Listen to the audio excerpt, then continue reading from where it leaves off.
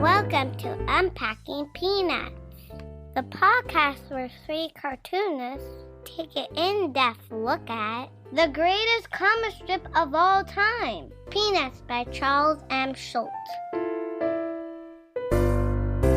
Hey everybody, welcome back to the show. This is Unpacking Peanuts, and I'll be your host for the proceedings. My name's Jimmy Gownley, and guess what? I'm also a cartoonist. I did things like Amelia Rules, 7 Good Reasons Not to Grow Up, and The Dumbest Idea Ever. Joining me as always are my pals, co-hosts, and fellow cartoonists. He's a playwright and a composer, both for the band Complicated People, as well as for this very podcast. He's the co-creator of the original comic book price guide, the original editor for Amelia Rules, and the creator of such great strips as Strange Attractors, A Gathering of Spells, and Tangled River. It's Michael Cohen. Say hey. He's the executive producer and writer of Mystery Science Theater 3000, a former vice president of Archie Comics, and the creator of the Instagram sensation Sweetest Beast. It's Harold Buchholz. Hello. And making sure everything runs smoothly and keeping us out of trouble, it's our editor and producer, Liz Sumner. Hey now.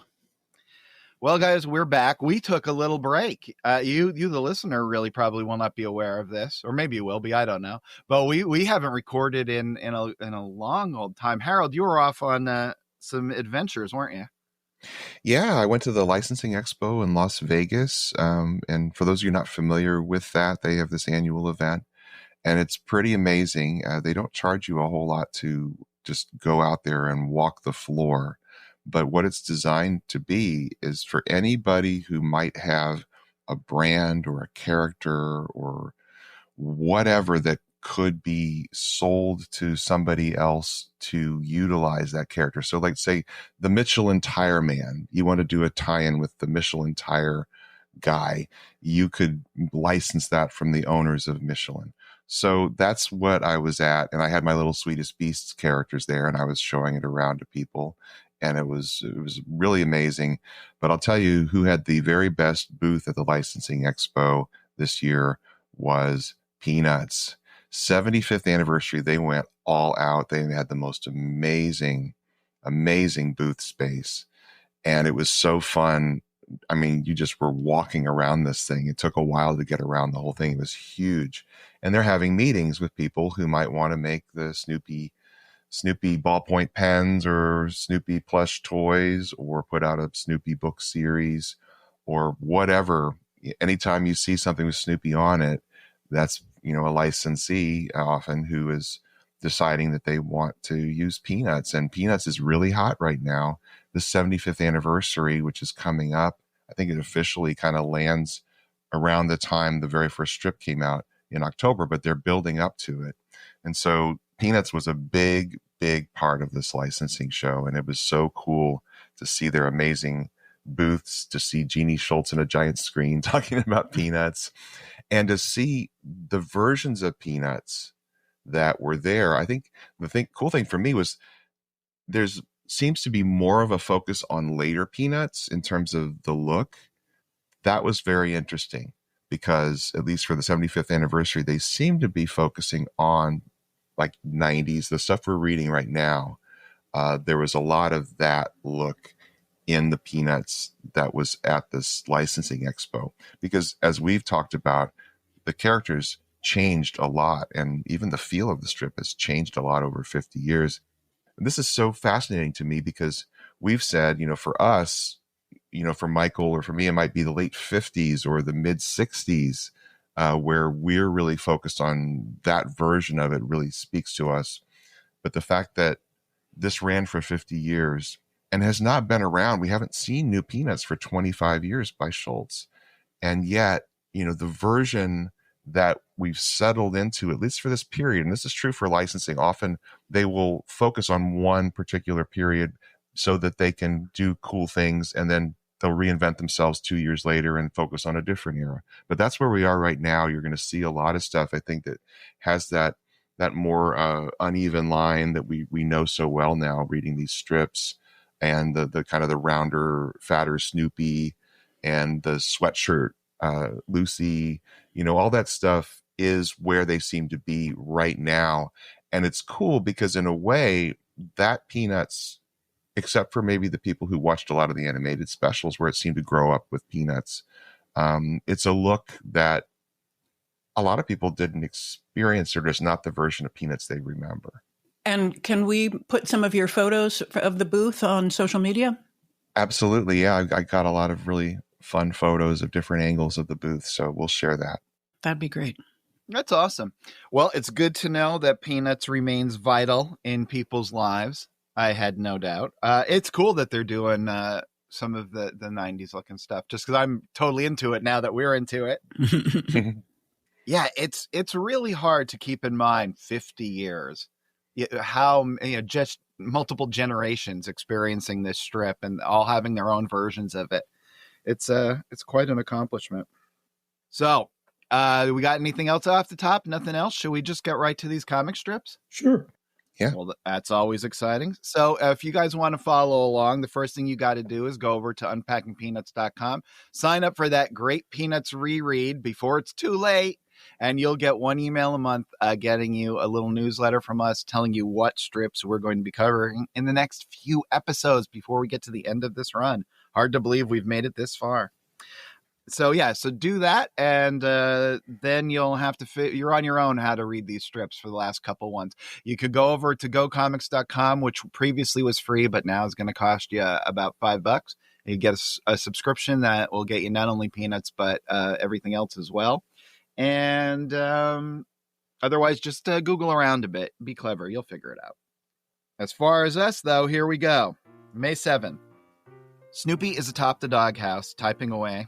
And he writes, "I will always wait for you," she said. "I'm not going anyplace," he said. "If you don't go anyplace, I can't wait for you," she said. Then Lucy comes up and reviews this work and says, "That's the dumbest thing I've ever read." And then Snoopy types away saying, "I'll add some footnotes." All right, you ready? You know what? Here's my insane theory on this. Oh, I know your insane theory. So you go ahead and tell me then. Well, it's going to has to do with footnotes overpowering the actual text in a certain book. Right? Correct. It is. I love that you knew that. This is my theory, because I know at this time he was. This is when he was being interviewed by Gary Groth, or right after, and he was talking about reading things like Underworld and what a big reader he was. This is his 4-panel negative review of Infinite Jest.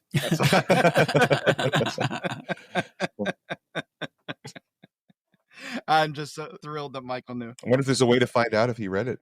Well, he read a few pages of it, is my guess.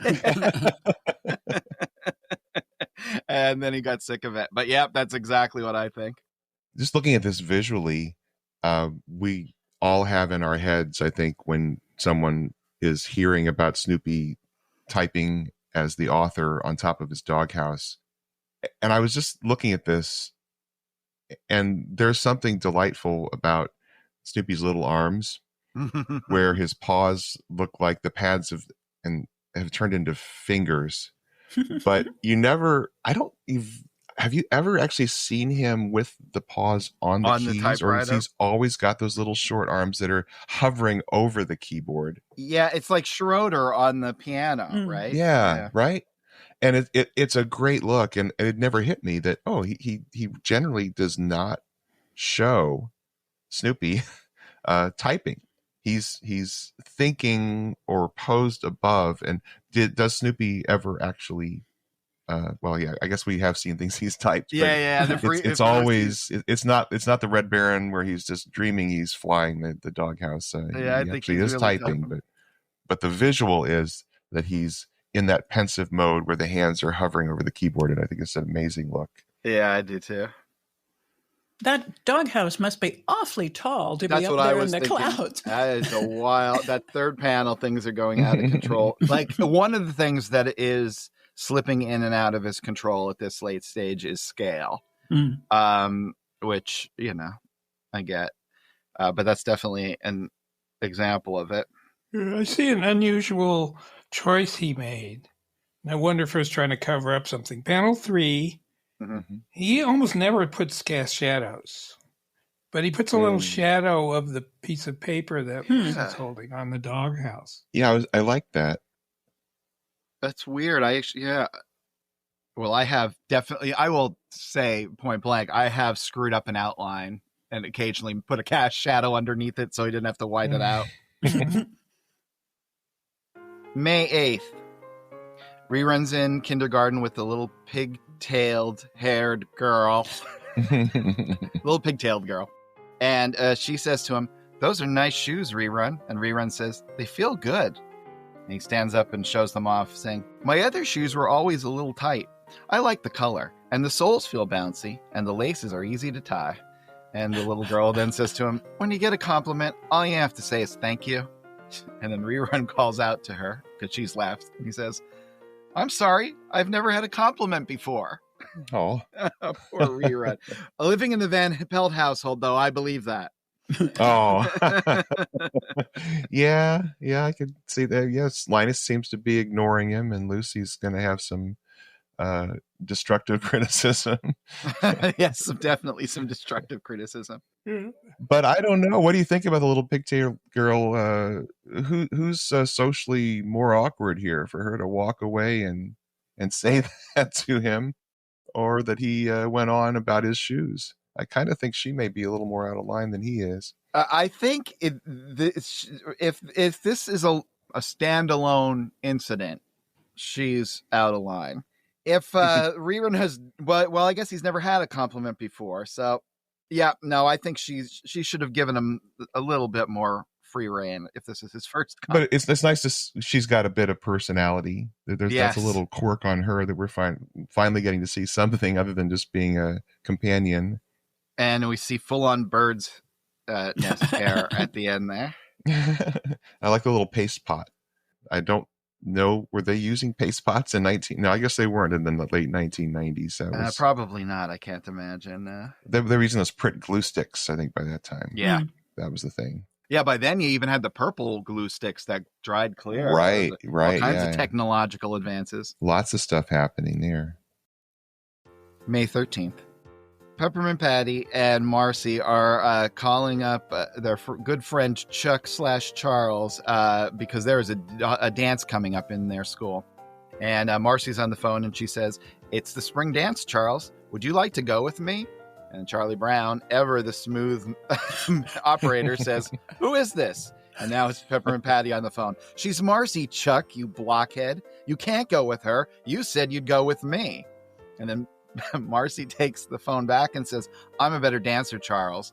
And then Peppermint Patty takes the phone back and says, "Don't push the envelope, Chuck." To which Marcy says, "Tango Tango, Charles," and does a little tango maneuver. I'm sorry, but I missed the reference in that last. I don't think there's any reference. I think she just says, "Tango Tango, Charles," and it cracks me up. It's not a song or anything. No, I don't think so. Yeah, I love the big smile on Marcy. Boy, she's enjoying asking him to the dance, and she knows that it's driving Peppermint Patty's nuts, which is also making her happy. Right? Yeah, this is a double win for Marcy here. This is she enjoys conflict with Peppermint Patty. She really does. So, whose house are they at? Peppermint Patty. You think it's Marcy's house? No, maybe Marcy. Well, they got some modern art on the wall. Yeah, that's what made me wonder. Maybe, yeah. So that's why Marcy gets first crack at the phone. Yeah, it must be Marcy's house. Yeah, I don't see Peppermint Patty's dad buying some, right? Modern art prints. May 20th. Okay, so Charlie Brown has arrived at the dance, and his wingman is there too, and so's Linus. And he says, "Hi, Charlie Brown. Welcome to the dance. Everyone is here." And Charlie Brown says, "I hope we're not late." And then there's 3 kids at the dance. A girl with black hair and pigtails who says, "This isn't a costume ball, is it?" Then she also answers her own question saying no. And then a little girl who looked at Sally and said, "That's the hairstyle for me," says, "Then who's the little kid in the dog suit?" Because Charlie Brown's with Snoopy. Now here's why I picked this. Yeah. I think that's Violet. I think that's Violet, too. Pigtail Violet, right? But what a throwback. She hasn't had that hairstyle forever. But didn't she once, like a year or so, like a few episodes ago, didn't we? Wasn't there a Violet strip where we saw her with pigtails? I can't remember. I think once. So I think we can clearly call this. This is the final appearance of Violet, not that other one. Okay, I'm going to segue into my morbid commentary. Oh, no. Okay, I've been wondering, because in this place where I am getting the strips, they are actually starting to notate the final appearances. Yes. Which I find extremely interesting. Mm-hmm. But it also makes me think, like, okay, I don't know this part of his biography that well, but how aware was he that he might not be around for a long time? At this point, I don't think at all. Consciously, anyway. We don't know behind the scenes, but, you know, what happens is he has a stroke and then they discover the cancer. So officially, not at all. Okay, so we shouldn't infer that that's going to influence his choice of strips at this point. I don't know, because when you go forward, you'll see some weird things that make it feel like maybe there was some sort of understanding on some level. I don't know. Yeah, I mean, there's gonna be a lot of moments of deep sighs. I think as we read these last strips, but like, yeah, I mean, officially he didn't know, but I see things like that feel like things are coming full circle. I don't know. Yeah, I've read into, and we'll talk about this next episode, but boy, here he is almost 50 years in, and he's going to some real fever dream places with these characters, and I'm loving it. It's like he's so far in, and he just seems to be so free right now with his storytelling, and sometimes in ways that I can't make sense of it. You know, it's hard to describe. We'll talk about it more next time, but it's going to some really interesting places. Well, this panel was a good opportunity. If he was like conscious of, okay, this might be the last time I'm seeing this character, because Linus is saying everyone is here. Yeah. He could have filled this whole thing with, you know, Shermie and Pigpen and all the characters who were no longer around. Yeah, but they'd know who Snoopy was.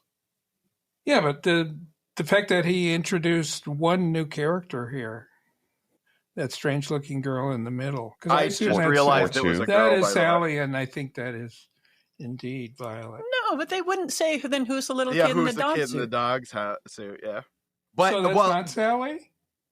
It's definitely not Sally now. And I don't think it's Violet. It's Violet. Shh. No, it's so strange because she looks exactly like Sally. And boy, I just realized that kid in the middle was a girl. Yeah, and you think that that kid was supposed to say the response to Violet and said no, but it's just that's where the lettering hit so far off and was above the Violet character that it's like, okay, she's going to answer herself. Yeah, that's what he didn't want to draw that long pointer. Yeah, thread the needle down to the second character. Yeah, really. I guess that's all you had to do. Or, well, this was the age of Photoshop. Have your assistant move everything over a quarter of an inch. You could do that too, but that wasn't going to happen. What do you think of Linus's jacket there? He's got his spider web jacket or something. You know what? I sort of know what color gray that is. That was. Do you know what I'm talking about? The gray and like the salt and pepper gray of sports jackets around that era. Oh, I was thinking it was like stained glass. You know, every possible color. So it's interesting. May 22nd, we're still at the dance, and Charlie Brown at least has a better suit than he had at the last dance with that weird collar. And he says, I can't believe I'm doing this. I'm walking toward because the little red-haired girl is at this dance. We need to point that out. Sorry. So I'm walking toward the little red-haired girl, he says. And he says, I'm going to ask her to dance. I'm getting closer. I'm almost there. And then, of course, Peppermint Patty and Marcy show up. Chuck, we've been looking for you. Come on, Charles, says Marcy. They're playing the hokey pokey. Oh, good grief, says Charlie Brown. Poor Charles. So Marcy and Peppermint Patty certainly haven't dressed up for this dance. Right, yeah. Everybody else is all, jazzed up, and they come in their regular outfits. Yeah, I guess that's something that Marcy and Peppermint Patty have in common. They don't like dressing up. Oh, I guess that's true. And Charlie Brown, well, that's weird. He doesn't have that famous little ellipse around the eye on this first panel. It's missing one. Oh yeah, I guess that's true. But yeah, he's going to ask, or at least he thinks he's going to ask. He probably 2 seconds later would have chickened out anyway. Yeah, but it's a reminder of why he keeps putting off Peppermint Patty and Marcy, because in his mind he is still he's still pining for. Where's Emily? Wasn't she his dance partner? Is that her name? She's doing hard time. I didn't want to go down that road, but yeah, Emily there was some shenanigans. I don't know. May 25th, Charlie Brown and Linus are still at the dance, and Linus comes running up and says, "Charlie Brown, where have you been?" And Charlie Brown's refreshing himself with some punch, and he says, "I've been doing the hokey pokey with Patty and Marcy. Listen, they're playing a foxtrot." And then Charlie Brown says, "Now I can ask the little red-haired girl to dance." And Linus says, "I think someone is ahead of you." And then we see a beautiful silhouette of the little red-haired girl dancing with Snoopy. And we can't see who she is or what she looks like, but there she is. And Snoopy says to himself, "Daisy and Gatsby danced. I remember his graceful, conservative foxtrot." Well, we know what her hairstyle is. She's got a bob. So now I've got a theory that the little red-haired girl is the sister of Lydia. Yeah, I was thinking Lydia. That, yeah. Oh, that would be a riot. I think Charlie Brown should use panel 2 as a headshot. Or a mugshot. On his LinkedIn. No, because it's a nice angle. He's got the dapper suit on. He looks great. He could always sign it and send it off to his fans. But for those of you listening at home, the fourth panel, we mentioned silhouette. The silhouette of Snoopy and Little Red-Haired Girl is done in Zipatone. Yeah. Against a super dark night sky where there's bushes. So he's taken her off onto the patio. And for some reason, there's a rose bush on the patio. But it's an amazing looking panel. Nothing like he's ever done before. It's worth checking out. It's beautiful. It's really, if you're going to do this, if you're going to he doesn't show her, but if you're going to get close to showing her, that's as good a way as you can do it. Yeah. And obviously it's a special moment that he does it. So he figured out something memorable. And having her with Snoopy, there's something cute about that as well. Very sweet. Poor Charlie Brown. Didn't get to dance with her though. May 31st. So this is a small drawing of Snoopy in GI clothes, and he is like Zelig morphed into, or what we would say, I guess, photoshopped into a colorized photograph of Eisenhower rallying the troops at D-Day. And it says June 6, 1944, to remember. And that's the entirety of the strip. And it is a photograph. Strange. But the colorization is only a little green added. Yeah, you're right. Yes. Which is pretty primitive. I wonder who did that. I'm certainly Schulz wasn't going in and coloring this thing in Photoshop. I assume that he had Paige Braddock as his assistant at this point. I would love to know exactly what was going on there. Well, it's interesting. It looked like they used some sort of would this be a posterization effect in Photoshop where you kind of smooth out the faces in the background so that Eisenhower pops? So if I could go back to Photoshop, and this is probably the oil paint filter. Oh, yeah. Applied to it. And then here's how, if I were to achieve this effect with the black and white photo to try to mimic this exactly, it would be the oil paint or fresco, not fresco. Fresco was a little harsher. Probably the oil paint filter, just apply it over the whole photograph. And then I'd go with a layer over it in multiply mode and just paint the green areas that I wanted. And then that sky is absolutely just the cloud filter in primitive Photoshop. It's so interesting that here he is, 48 years in, and he is taking a photograph of an actual moment of a war and dropping it into Peanuts. And then just to have a drawing of Snoopy looking up at General Eisenhower is pretty wild. We've already had Snoopy talking to General Washington during the Revolutionary War, Right. but we never see him. We're seeing, this is a first, right? To see a photograph of a human in Peanuts. Yep. Is this the first time? Is this the first time Eisenhower appeared? This is also the last Eisenhower appearance. Cameo. This is around the time my dad would start talking more about World War II, which he didn't talk about for years. This time a friend of his, a buddy from the Navy, came and was showing those pictures I told you guys about of Hiroshima and stuff. I think they're all getting to that age where they were finally kind of willing to process. Yeah. That, I mean, we should, as a society, really think about how much we whine about our lives and contemplate D-Day. Yeah. You know, I mean, we had the worst of, well, maybe not the worst of us, but a lot of us have it pretty good still. Could you imagine if me and Harold had to, or Michael had to storm the beaches at Normandy? Oh. June 9th. Rerun and Charlie Brown are hanging out at the thinking wall, and Rerun says to Charlie Brown, "Mom won't let me have a dog." And then he says to Charlie Brown, "How come your mom let you have a dog?" Which Charlie Brown replies, "I don't know."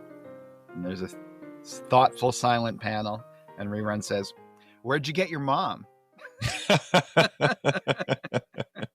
He's trying every angle. We've never seen Rerun at the thinking wall. Oh, no. Is this the first time? Debut, and that boy, he's hoisted up there. How is he on level with Charlie Brown? Little Woodstock and Conrad are holding him up. Giving him a boost. Yeah, it's a funny strip. Yeah, I really like Rerun adding a different flavor to the later strips. Rerun completely saves the latter half of the 90s in Peanuts. I think he is so fresh and fun, and it just really works. And it needed some. I agree. I was not expecting that. Oh boy, here we go. June 14th. It's a Sunday, and it looks like Rerun is joining the baseball team. Good luck, says Lucy as Rerun goes off to the field. And then those two panels that get cut out of some newspapers. Then the strip starts up for real on the second panel. Charlie Brown's on the pitcher's mound, and he says, "Rerun, what are you doing here?" And he says, "I came to play right field. Lucy can't make it today, so I'm her replacement." And he continues, "You don't have to worry. She gave me her cap and glove and taught me all about the game. She said she taught me everything I need to know." And he goes out to right field, and he can't even see out of his hat, by the way. And he yells, "Throw the ball over the plate, you blockhead." And then Charlie Brown says, "I'm glad she taught him everything." It looks like Rerun lost the top of his head in some horrible accident, right? His head, it's not quite the look he's going for, I don't think. It's kind of got a Beetle Bailey vibe going there. Yeah, but if Beetle Bailey lost the top third of his head, because it's got something's going on there. Yeah, and Charlie Brown's got a blue glove. Well, they still they make blue gloves. They do from blue cows, or yeah, they're all blue cows. Yeah, they dye them. A couple of my friends had them when they played for the Girardville Dodgers. I don't know. That's pretty flashy for Charlie Brown to. It is, blue yeah. glove. Yeah. With the little overalls on Rerun. Yeah. it's pretty cool. Those yellow overalls are very Rerun has a 90s vibe. Schulz wasn't making him out of whole cloth. I think he saw some little grandkids running around in their ridiculous 90s get-ups. Society had just reached its peak and was starting to go on this inevitable downhill run. Let's take a break, get a little refreshments, and then come back, answer the mail, and do some more comic strips. Sound good? Yep. All right. Hi, everyone. I just want to take a moment to remind you that all three hosts are cartoonists themselves, and their work is available for sale. You can find links to purchase books by Jimmy, Harold, and Michael on our website. You can also support the show on Patreon or buy us a mud pie. Check out the store link on unpackingpeanuts.com. And we're back. Hey, Liz, I'm hanging out in the mailbox. Do we got anything? We do. We heard from so many people. Nobody wants you to worry. Yay. So we heard from a couple of people who haven't written before, too. Kevin Harrison writes in regard to comic strips that refer to themselves. The best comic strip, and probably one of the first that refers back to itself, is a Superman Sunday strip from the Siegel and Schuster years. Lois and Clark go to a matinee only for a Superman short to be shown before the movie. Yes. Clark then has to continually distract Lois so she doesn't learn his secret identity, which the short reveals. It was very clever and dates back to the 40s. That's so everybody knows. Everybody in the theater now.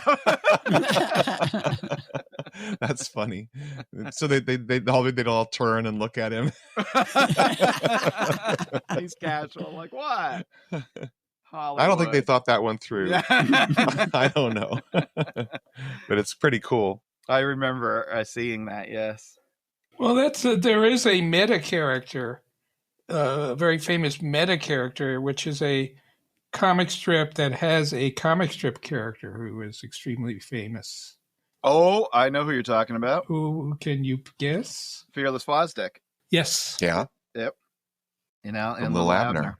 He was the Dick Tracy parody that became super popular, and so Al Cap just kept going there. I'll tell you this: I think Fearless Fosdick is funnier than it was the funniest part of Lil Abner. Yeah, I used to own a Fearless Fosdick strip. Original. What?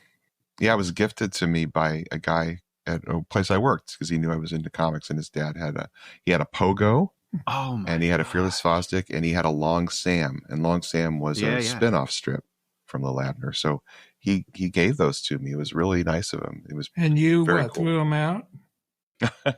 Actually, I sold the Pogo at a moment when I needed some funds, and it was a McCarthy era one. It was kind of a seminal strip. I remember that. Yeah. But actually, I may still have Fearless Fosdick. I think I do. I think I have Long Sam. That's cool. Yep. So that it's just amazing to be around original art from people who created stuff. As a cartoonist, there's something amazing to just hold a piece that was the piece that was the thing that got into the newspaper, and you get to see the pencil lines that were erased, and if there's anything written on the back, and that's super special. So I'm very grateful to have those. And Pete Andrew Arancis wrote for the discussion where cartoon characters know that they are cartoon characters. There's one episode of This Is America, Charlie Brown, where the Peanuts gang is exploring a history museum, and there's a scene where they show the history of cartoons and comics, where we saw that there's a Peanut strip where Charlie Brown kicks the football in a Peanut series episode. And then Lucy questions why both of them are there, and Charlie Brown says he doesn't have any idea. Wow. This Is America. Michael, if you ever want to have your brain totally explode, you could watch some of those. I've only ever seen one. I've seen one where they're the Pilgrims on the Mayflower. Really? Yeah, it's a scene, man. I don't know. It was like the first animated mini series ever, I think. It was crazy. Oh, really? Yeah. Okay. And Stephen Edwards writes, in regard to the query, cartoonists aren't real people. That might be suggesting that, to a largish degree, they live within their own heads, and the strips they populate with their ideas, removing themselves to some degree from real life. Not necessarily only consciously so they can work, but also by dint of their heads wiring. Well, anyone needs a dint. Come on. I'm with you. Our listeners are very smart.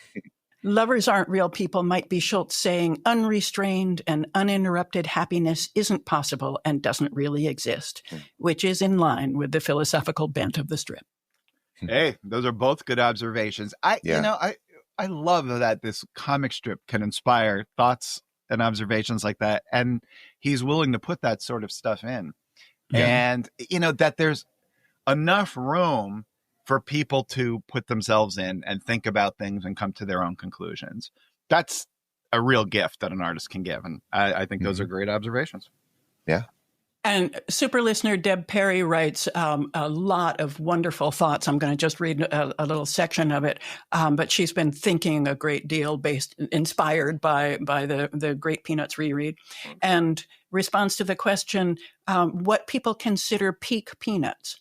After having read through decades of them, I think that at least visually, the period from approximately 70 to 75 is what I automatically picture when I think of Peanuts. Woodstock, Peppermint Patty, Marcy, and Sally had all become major players at this point, and Schulz's art had a tight, appealing line to it, with occasional hints of his tremors to come. As for the writing, I'd go back further to about 55, 56, when the characters seemed to be finding their voices and becoming less like the interchangeable Little Folks magazine cartoons. Interesting.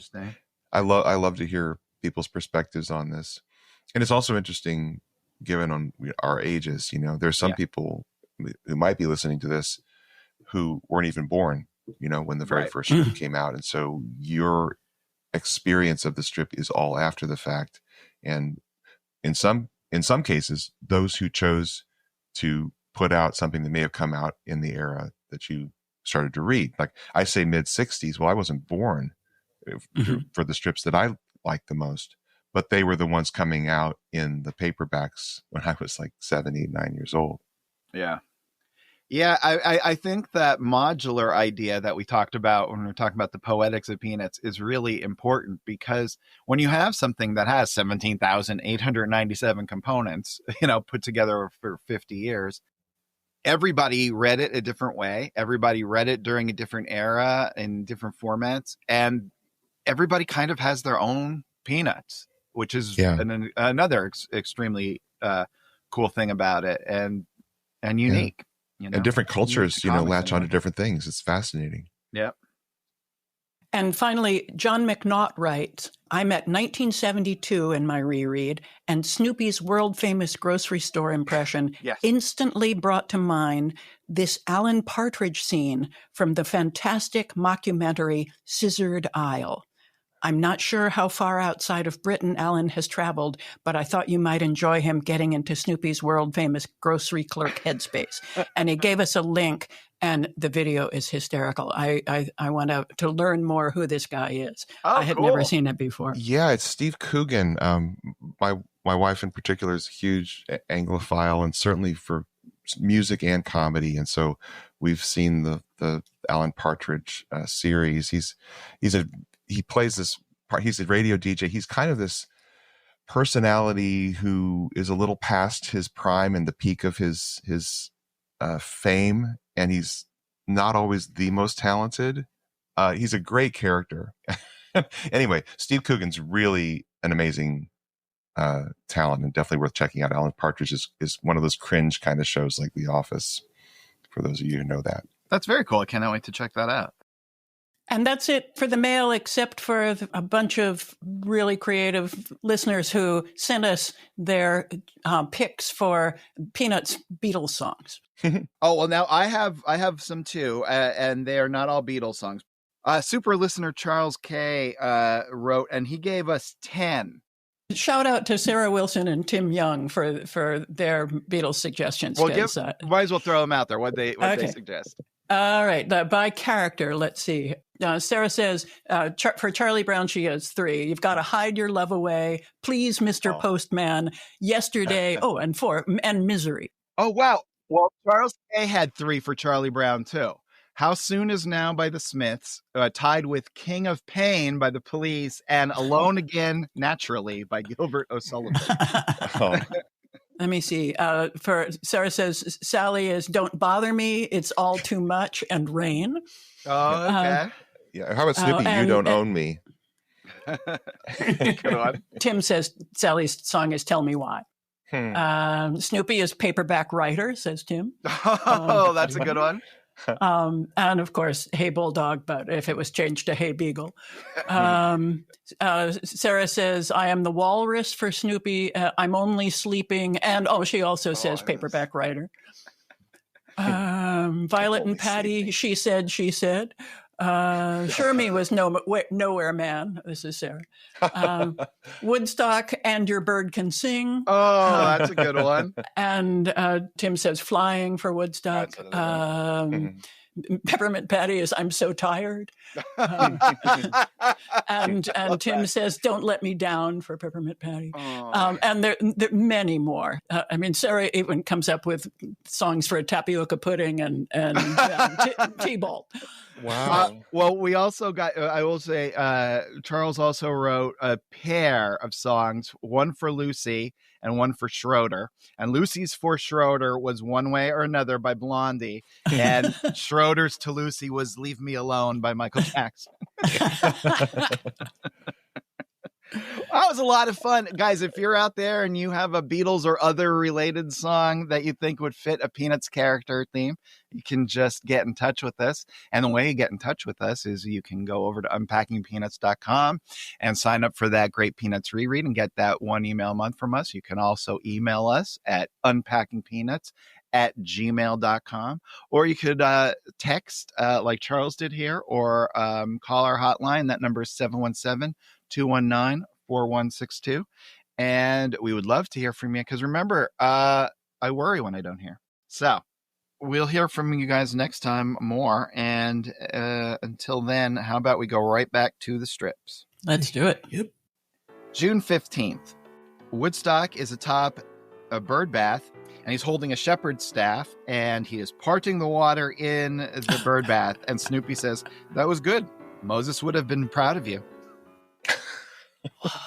Now, what would inspire somebody to draw this thing? What was he? He had a blank piece of paper, and he went, I know. Woodstock is Moses. I think that's exactly it. He probably is messing around with a little cane or something, or a little Bo Peep thing, and then all of a sudden he's got Woodstock with holding it. It's like, wait a second. And would anybody identify that as parted waters if he didn't have the thought balloon? I think I would have. Yeah. I just thought it was like making splashes.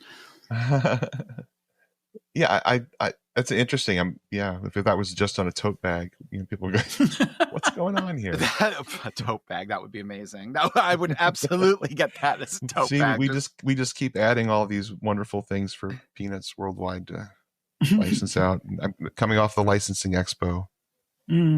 This looks very weirdly cropped. Do you know what I mean? Like it feels like he never does something where like their feet are right on the line of the panel, but Snoopy's feet are. But then there's that little weird white space. You don't see the bottoms of the bushes or trees, and there's no horizon line. It really looks like it was reformatted and moved down wrong. I mean, that's not what happened, but that's what it looks like to me. June 19th. Snoopy is sitting underneath a spindly little tree with only a few branches, and Woodstock comes flying in. He lands on one of the branches, which bends it down from his weight, but then rockets him back out like a slingshot, and Snoopy is shocked. His ears go flying in the sky. And then Woodstock, slowly dazed, walks back to Snoopy and complains to him. And Snoopy says, "I agree, stupid tree." I always blame trees for most of my problems. Oh man, I love the panel in the middle there with Woodstock getting shot back out and with Snoopy's ears going straight up in the air. So funny. That's great. June 25th, we're with Peppermint Patty and Marcy again. And Peppermint Patty is looking in the mirror, and she says, "What a face. I'll never be beautiful." And Marcy says, "You will someday, sir. All of your features will settle into their proper sizes and places, and you'll be beautiful." And Peppermint Patty says, "What about my hands?" And Marcy says, "Someday I'll have pretty hands, sir." And then Peppermint Patty says, "What about a certain friend of mine?" And Marcy says, "She'll be gorgeous."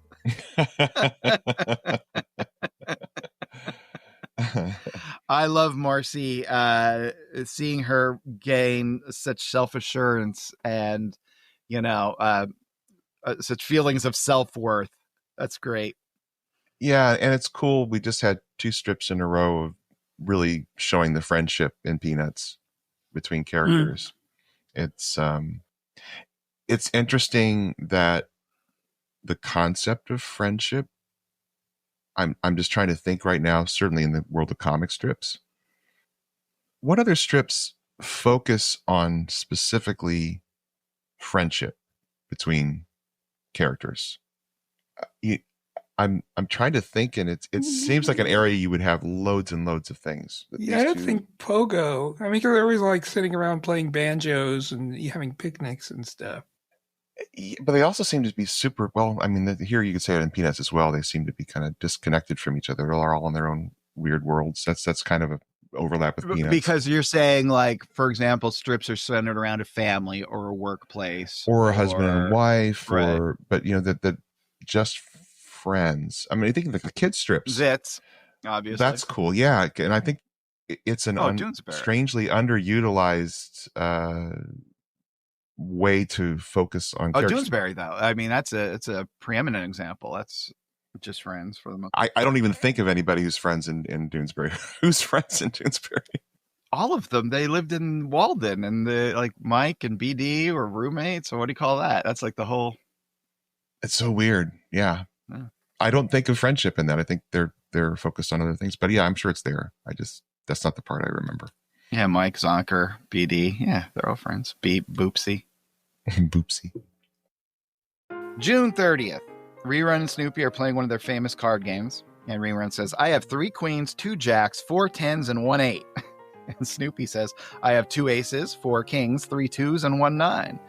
And then they both say, so here goes, so here goes. And then they throw all the cards up in the air. And they both say, Rerun says, and Snoopy thinks, tie game. Friendship number 3. Yeah. I think in a this row. is a good game. What are the rules? I like it that you tie every time and smile at each other. Those are the rules.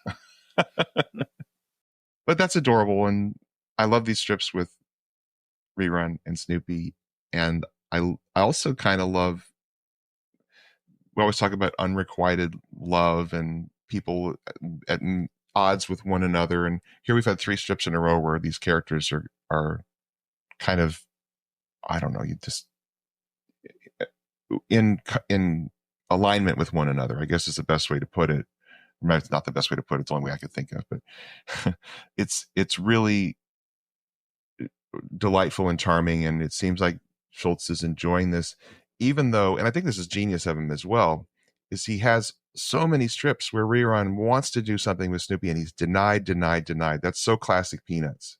Mm-hmm. And then all of a sudden they're together and having a blast. Yeah. It's like, because it's been denied, it makes the moments they're together more special, you know? And Schulz seems to know that. Yeah. Poor Rerun not getting his own. Although it's nice, though, that he has Snoopy. It's a good thing. And the boy, that's such a cute drawing of Snoopy with his mouth wide open, smiling, and his little paw extended with the cards flying over them. That's just adorable. Mm-mm. That's a tote bag. Yeah. July 6th. Lucy is skipping rope, and Snoopy is behind her, mimicking her. Panel 2, Lucy grokks that something's up and turns around, but Snoopy stops, so playing none the wiser. Then it starts up again in panel 3, but Lucy's too quick this time and turns around and sees Snoopy's ears are still straight up in the air, and she says, I knew it. Your ears are still jumping. This is a callback for like 45 years. 45-year callback, yep. Wow. Snoopy's one of his first non-dog-like traits was doing imitations of people. Yep. Yeah. Which he stopped doing. He would do people and then he would do animals. And just annoy everybody. Basically. And definitely did Lucy a number of times. Mm-hmm. Very cool to see that back. I have to ask you guys, is this a photocopy? Panel 1 and 3. Because it looks crazy similar. Yes, it is. I think it's not. No, it's not. Look at the grass and the shadows are different. And Lucy's, it's real subtle, but the eye is a little bit different. And the blacks in her hair are a little bit different. I'm not seeing that for Lucy. I see it for the grass, but I don't see it for Snoopy and Lucy. That seems identical. It is You a laid them over. photocopy. Look at the collar. Snoopy's collar on 1 and 3. It extends just a little hair. Yeah, you're There's right. no way he could recreate Oh yeah, look Snoopy's at the arm ridges on the foot of Snoopy. Yeah, that you're stuff right. Just couldn't be reproduced. So then he went in and added a few little flourishes here and there, I think, to make it look up. slightly different for the grass. But that's interesting. I didn't know that he ever did that. So, but I don't hold it against him. That's absolutely appropriate that you'd have exactly the same panel. Well, right? we'd have to go look at the original because there'd be a paste over. Yeah, but I mean, I think you're right. It's got to be. Yeah, that's the grass is different though, but the figures are the same. Yeah, it's too impossible to recreate the quirkiness of those lines. Yeah. July 11th, Linus and Snoopy are sitting on a bench outside the courthouse. Snoopy is in his lawyer garb, and Snoopy is thinking, "I'll never forget the expression on the other attorney's face. He saw I had this brand new yellow legal pad with lines on it. There was a lot of jealousy among attorneys." Because his legal pad has no lines on it. I just get love and stationery. That's all. Amen. I love a stationery. The look of Snoopy smiling at his brand new yellow legal pad. I totally get that. And the whole stationers union's like writing, "Could we please have this original?" The lawyer's like, "You've got plenty." Yeah, the stationary people that were going nuts over this one. And what is Linus eating? I was just going to ask, what do you think Linus is eating? Snicker snack. Maybe. Yeah, maybe there's a Snicker Snacks trail mix kind of thing. That could be, yeah. Chex Mix. No, it's a square bag. So he brought it from home and dropped it in there, right? It's kind of popcorn-y. Yeah, I was thinking popcorn. Yeah, maybe you wouldn't eat popcorn sitting outside. We might. You could. It's unheard of. It's Michael's rules. No, the whole world doesn't work now. You ate popcorn outside. Yeah, well, what's in Snoopy's little sack lunch, do you think? What do lawyers take to their lawyerly things? I think it's going to be like a little stuffed animal or whatever. It wouldn't be his lunch. I think it would be some little Woodstock is taken in there. Or something. Yeah, right. July 14th. Rerun comes to Charlie Brown's house and says, "I don't suppose your dog wants to come out and play." And Charlie Brown says, "No, I don't suppose he does." And Rerun says, "I suppose it was a waste of time to ask." And Charlie Brown says, "I suppose it was." And then Rerun says, "Do you suppose I might ask again tomorrow?" And Charlie Brown says, "I suppose you might." And then he's back with Snoopy in the beanbag chair watching TV. And Charlie Brown says, "I suppose you could guess who that was." And Snoopy says, "I suppose I could." He really gets into these weird quirks about the English language, which you don't ever think about. But boy, this is very common to talk like this. Yeah, I suppose it is. The thing I've been fascinated by recently is, no. Like, yes. Isn't that a weird I have thing so to say? many places that I've edited or that I noticed that in the recordings. Everybody says it. Everybody says it. Yeah, no. Yeah, it's really a weird thing to say. Yeah, I like that drawing with Snoopy. Looks like he's completely nestled into this beanbag chair. He's like engulfed in it. It looks like he's driving it. It does. It's like a hovercraft. The fact that Snoopy doesn't always want to play with Rerun, I actually like, because he is Charlie Brown's dog, and he'd prefer to sit there in the beanbag chair with his owner and watch TV. But he will play with Rerun. He will. He's like an older brother almost, with and Rerun. that he has so often an amazingly great time with Rerun. They have these magical moments. It's special. Yeah. August 5th. So Rerun and Lucy are sitting at the breakfast table, and Rerun says, "And this little kid with the dog jumped over the fence." And then Lucy says, "Do you have to talk all the time? Do you always have to be so noisy?" And then Rerun butters his toast and then looks at Lucy and says, "Am I buttering too loud for you?" And then it's "Happy birthday, Amy." Aw. You know who doesn't say "aw" when they see "Happy birthday, Amy"? The other 4 kids. Where's their birthday greetings, Sparky? There's never "Happy birthday, Monty." So those of you who remember, we did an episode some years back in 1961. Am I Buttering You Too Loud for You was a gag. And you can see with that Happy Birthday, Amy, maybe that's why he does it a second time, because he said so few of the gags came from actual incidents that happened with his children. And he did say that he was inspired from an incident with Amy. And that's, I guess he wanted to call it back because he wanted to wish her happy birthday. He did it a second time with Rerun, which is kind of sweet. Yeah. Very cute. August 11th. Linus is reading a comic book and Lucy is having none of it. She snatches it away from him and says, "You did it again. You took my comic books without asking me. These are my comic books and I don't want you touching them. If you do it again, I'm going to hit you right over the head." She walks away and then Linus calls out after her, "I'm glad we had this discussion."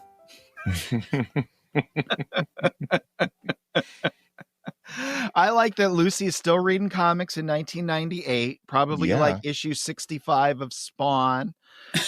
You know, I can't afford it. It's an expensive hobby. That's why she can't afford anything other than that sweatshirt. Yeah, there were very few kids reading comics probably in the late 90s, I think. Oh, we had come off the Image boom, but I'm like between 96. The end of the 90s was a rough time for comics, I think. That was when Marvel was going out of business, or was bankrupt anyway. Well, I mean, Jimmy and I started an organization with John Gallagher in 2004 called Kids Love Comics. And that name was to tell adults that kids love comics, because even within our own industry, I remember sitting at a post-mortem San Diego Comic-Con event, and all these people were sitting. I don't know. I think Jeff Smith was even in the room. And we were talking about how we'd lost kids for reading comics. They'd all moved on to video games and this and that. And I remember saying in that meeting, it's like, no, we haven't lost kids. We've just stopped making comics and putting them in places where kids are. They love comics. Yeah. And that's what started us thinking, hey, we need to create an organization and let the world know that if we make comics for kids and we get them to the places where they are, we're going to have a renaissance in comics. And boy, Jimmy was like at the forefront of doing this, because really the only place you could sell comic books in this era, because he started Amelia not too long after this strip came out. 2001, yeah. Was to put it into comic book shops. And who was in comic book shops at the time? 40, 50-year-old men who wanted to read superheroes, and for the most part. And so it was a struggle because there was no place for them. The book publishers hadn't discovered it yet. The children's book publishers didn't know graphic novels. We'd lost the spinner racks and the grocery stores. And it just was a time when kids' comics didn't have an outlet. And so not many people were creating for it because there was no way to, reach your audience. And I'm so glad that's changed. It's amazing. It's a thrill now to look back 25 years later and see the explosion of amazing kids comics. And I will say that one of the reasons the quality of those is so high compared to, say, what we grew up with in comic books is because librarians were the ones who were the first to jump on board, buy those, curate them, and say, these are the ones we want to promote. And that started the whole path of this incredible literary world of kids comics that we have now. It's so yay, librarians! Yay! Amen. And to all of that. And it's such a dominant part of the comic book industry that the comic book industry pretends it doesn't exist. Still, it's so funny. And I saw a video online where it was like bone sales versus like the rest of the comic book industries. And the thing was like, kids are reading all these comics and they're not reading these superheroes. Where do we go wrong? It's like, have you looked at your crappy comics?